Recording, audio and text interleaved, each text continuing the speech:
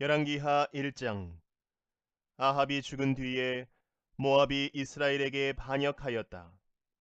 아하시아가 사마리아에 있는 그의 다락방 난간에서 떨어져 크게 다쳤다. 그래서 그는 사절단을 에그론의 신 바알세붑에게 보내어 자기의 병이 나을 수 있을지를 물어보게 하였다. 그때에 주님의 천사가 나타나서 디셉 사람 엘리야를 보고 사마리아 왕의 사절단을 만나서 이렇게 전하라고 명령하였다. 너희가 에그론의 신 바알세붑에게 물으러 가다니 이스라엘에 하나님이 계시지 않느냐? 그러므로 나 주가 말한다.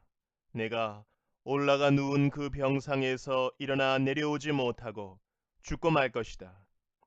엘리야는 천사가 시키는 대로 하였다. 그리하여 사절들은 가던 길에서 돌이켜서 왕에게 되돌아갔다. 왕이 그들에게 왜 그냥 돌아왔는지를 물었다. 그들은 왕에게 사실대로 대답하였다. 길을 가다가 웬 사람을 만났습니다. 그는 우리를 보고 우리를 보내신 임금님께 돌아가서 주님께서 하신 말씀을 전하라고 하였습니다. 그러면서 하는 말이 내가 에그론의 신 바알세붑에게 사람을 보내어 물으려 하다니 이스라엘의 하나님이 계시지 않느냐? 그러므로 너는 내가 올라가 누운 그 병상에서 일어나 내려오지 못하고 분명히 거기에서 죽고 말 것이다 하였습니다. 왕이 그들에게 물었다. 너희들을 만나서 그러한 말을 한 그 사람이 어떻게 생겼더냐? 그들이 왕에게 대답하였다. 털이 많고 허리에는 가죽띠를 띠고 있었습니다. 그러자 왕은 그는 분명히 디셉 사람 엘리야다 하고 외쳤다. 그리하여 왕은 50부장에게 부하 50명을 딸려서 엘리야에게 보냈다. 그 50부장은 엘리야가 산꼭대기에 앉아 있는 것을 보고 그에게 소리쳤다. 어명이요, 하나님의 사람께서는 내려오시오. 엘리야가 그 50부장에게 말하였다. 내가 하나님의 사람이라면 불이 하늘에서 내려와서 너와 내 부하 50명을 모두 태울 것이다. 그러자 불이 하늘에서 내려와서 그와 그의 부하 50명을 태워버렸다. 왕이 다시 다른 50부장에게 부하 50명을 딸려서 엘리야에게 보냈다. 그 50부장은 엘리야에게 말하였다. 어명이요, 하나님의 사람께서는 내려오시오. 엘리야가 그들에게 말하였다. 내가 하나님의 사람이라면 불이 하늘에서 내려와서 너와 내 부하 50명을 모두 태울 것이다. 그러자 하나님의 불이 하늘에서 내려와서 그와 그의 부하 50명을 태웠다. 왕이 세 번째로 또 다른 50부장에게 부하 50명을 딸려서 보냈다. 그 세 번째 50부장은 올라가서 엘리야 앞에 무릎을 꿇고 애원하며 말하였다. 하나님의 사람께서는 우리의 청을 물리치지 말아 주십시오. 나의 목숨과 어른의 종들인 이 50명의 목숨을 귀하게 여겨 주십시오. 보십시오. 하늘에서 불이 내려와서 이미 50부장 2명과 그들의 부하 100명을 모두 태워 죽였습니다. 그러니 이제 나의 목숨을 귀하게 여겨 주십시오. 그때에 주님의 천사가 엘리야에게 말하였다. 그와 함께 내려가거라. 그 사람을 두려워하지 말아라. 그리하여 엘리야가 일어나서 그와 함께 왕에게 내려갔다. 엘리야가 왕에게 말하였다. 주님께서 말씀하시기를 내가 에그론의 신 바알세붑에게 내 병에 관하여 물어보려고 사절들을 보내다니 이스라엘에 내가 말씀을 여쭈어 볼 하나님이 계시지 않더란 말이냐. 그러므로 너는 내가 올라가 누운 그 병상에서 일어나 내려오지 못하고 죽고 말 것이다 하셨습니다. 엘리야가 전한 주님의 말씀대로 북왕국 이스라엘에서는 아하시아 왕이 죽었다. 그에게 아들이 없었으므로 그의 동생 여호람이 그의 뒤를 이어 왕이 되었다. 때는 남왕국 유다에서 여호사밧의 아들 여호람이 즉위하여 다스린 지 2년이 되던 해였다. 아하시아가 한 나머지 일들은 이스라엘 왕 역대 지략에 기록되어 있다. 데살로니가 후서 1장.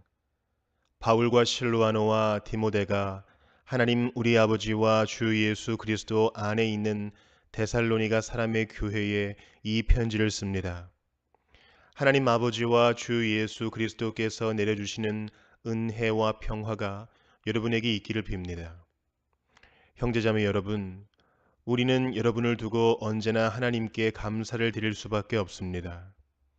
그렇게 하는 것이 당연한 일이니 그것은 여러분의 믿음이 크게 자라고 여러분 모두가 각자 서로에게 베푸는 사랑이 더욱 풍성해 가고 있기 때문입니다. 그러므로 우리는 온갖 박해와 환난 가운데서도 여러분이 간직한 그 인내와 믿음을 두고서 하나님의 여러 교회에서 여러분을 자랑하고 있습니다. 이 일은 하나님의 공의로운 심판의 표이니 하나님께서 여러분을 하나님 나라에 합당한 사람이 되게 하시려고 주신 것입니다. 여러분은 참으로 그 나라를 위하여 고난을 당하고 있습니다. 하나님은 공의를 베푸십니다. 여러분을 괴롭히는 자들에게는 괴로움으로 갚아주시고 괴로움을 받는 여러분에게는 우리와 함께 안식으로 갚아주십니다. 이 일은 주 예수께서 자기의 권능 있는 천사들과 함께 하늘로부터 불꽃에 쌓여 나타나셔서 하나님을 알지 못하는 자들과 우리 주 예수의 복음에 순종하지 않는 자들을 처벌하실 때에 일어날 것입니다. 그들은 주님 앞과 주님의 권능의 영광에서 떨어져 나가서 영원히 멸망하는 형벌을 받을 것입니다. 그날에 주님께서 오시면 자기 성도들에게서 영광을 받으시고 모든 믿는 사람에게서 찬사를 받으실 것입니다. 여러분은 우리가 여러분에게 전한 증거를 믿었습니다. 그러므로 우리가 언제나 여러분을 위하여 기도합니다. 그것은 우리 하나님께서 여러분을 그의 부르심에 합당한 사람이 되게 해주시며 또 그의 능력으로 모든 선한 뜻과 믿음의 행위를 완성해 주시기를 비는 것입니다. 이렇게 해서 우리 하나님과 주 예수 그리스도의 은혜로 우리 주 예수의 이름이 여러분에게서 영광을 받고 여러분도 그리스도 안에서 영광을 받게 하려는 것입니다. 다니엘 5장.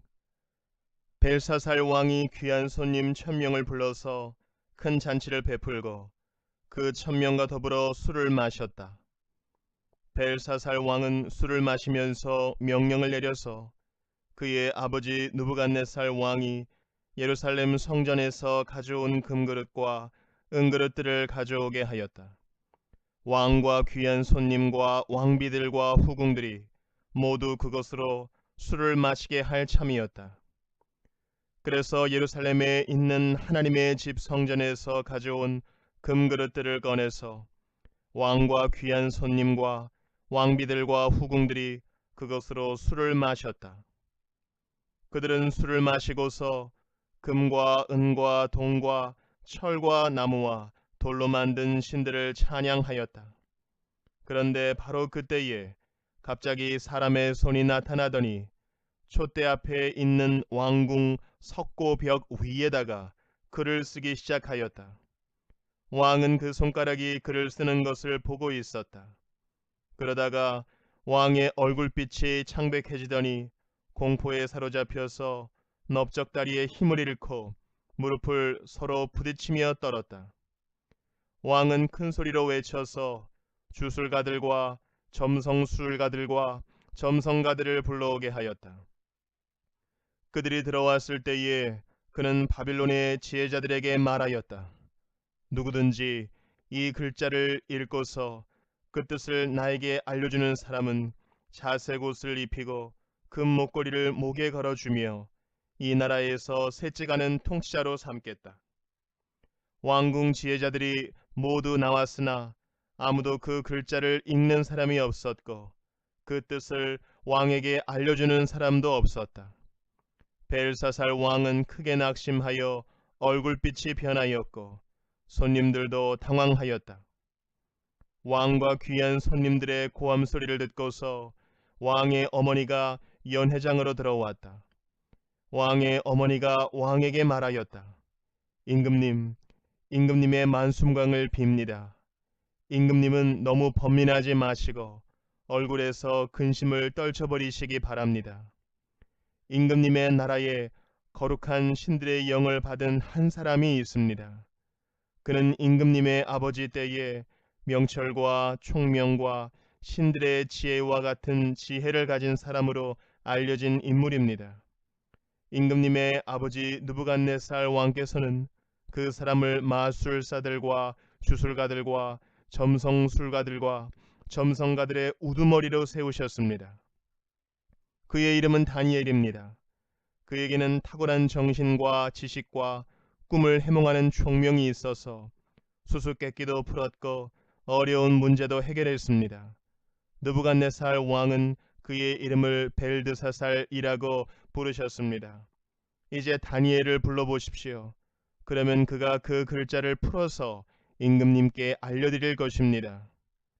다니엘이 왕 앞에 나오니 왕이 다니엘에게 물었다. 그대가 바로 나의 부왕께서 유다에서 데려온 유다 포로 가운데 하나인 그 다니엘이란 사람이요? 나는 그대의 이야기를 들었소. 그대에게는 신들의 영이 있고 명철과 총명과 탁월한 지혜가 있다고 들었소. 내가 지혜자들과 주술가들을 이리로 불러와서 이 글자를 읽고서 내 앞에서 그 뜻을 알아내라고 하였으나 그들이 이 글자의 뜻을 나에게 풀이하여 주지 못하였소. 그러나 나는 그대가 글자를 해석할 수 있고 어려운 문제도 풀 수 있다고 들었소. 지금 그대가 이 글자를 읽고 나에게 뜻을 풀이하여 주면 그대에게 자색 옷을 입히고 목에 금 목걸이를 걸어주고 이 나라에서 셋째 가는 통치자로 삼겠소. 다니엘이 왕 앞에서 아뢰었다. 임금님이 주시겠다는 선물은 거두시고 임금님이 내리실 상급은 다른 사람에게 주시기 바랍니다. 그럴지라도 저는 이 글자를 읽고서 그 뜻을 풀이하여 임금님께 알려드리겠습니다. 임금님, 가장 높으신 하나님이 임금님의 아버지 느부갓네살 왕께 나라와 큰 권세와 영광과 위엄을 주셨습니다. 하나님이 그에게 큰 권세를 주셨으므로 민족과 언어가 다른 뭇 백성들이 그 앞에서 떨면서 무서워하였으며 부친께서는 마음대로 사람을 죽이기도 하고 마음대로 사람을 살리기도 하고 마음대로 사람을 높이기도 하고 마음대로 사람을 낮추기도 하셨습니다. 그러나 부친께서 마음이 높아지고 생각이 거만해지셔서 교만하게 행동을 하시다가 왕위에서 쫓겨나셔서 명예를 잃으신 일이 있었습니다.